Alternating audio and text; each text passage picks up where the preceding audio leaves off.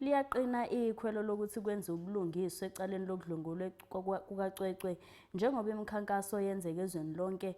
Namhlanje abahlali baseSoweto bamashele estation samaphoyisa eOrlando East befuna kuhlala obala kuleli cala, bathi bafuna amasondo obulungiswa agaye ngokusheshsha ukuze kuvalwe lesi sihlava.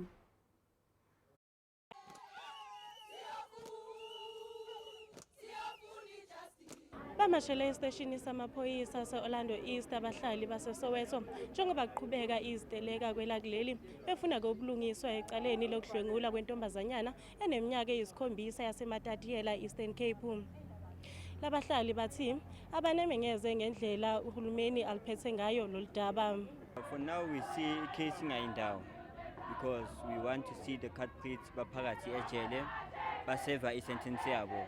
That's the time sizokulecture khona as citizens wale country le sibonile justice is been served to all the gender-based violence cases, especially ama-gender based violence to abantwana.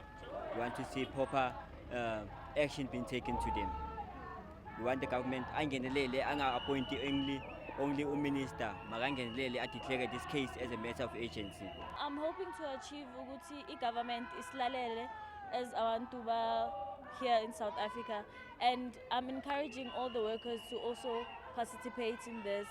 Children, everyone, ngicela ukuthi wonke umuntu abambane and government change our policy for prevention ye GBV. Kusenjalo labahlali baveza ukuthi bazophazamisa ukusebenza kwezikole kanjalo namahhovisi asemqoka kahulumeni uma ubulungiswa bengabutholi.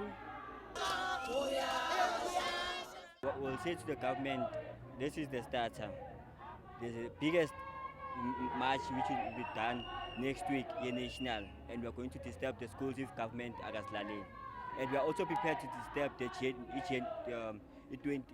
GNU. We are going to make sure that we campaign and disturb all programs by government until proper information has been given to us. We are, as men, underrepresented, and we are the ones that are supposed to be speaking out against what is happening in the country, where women feel that they are not safe, and actually men are not standing up to hold each other accountable. So my purpose here is that I felt that as a man, I needed to also stand up with the women of South Africa to also say that this is not okay, and women need to be protected, especially our kids.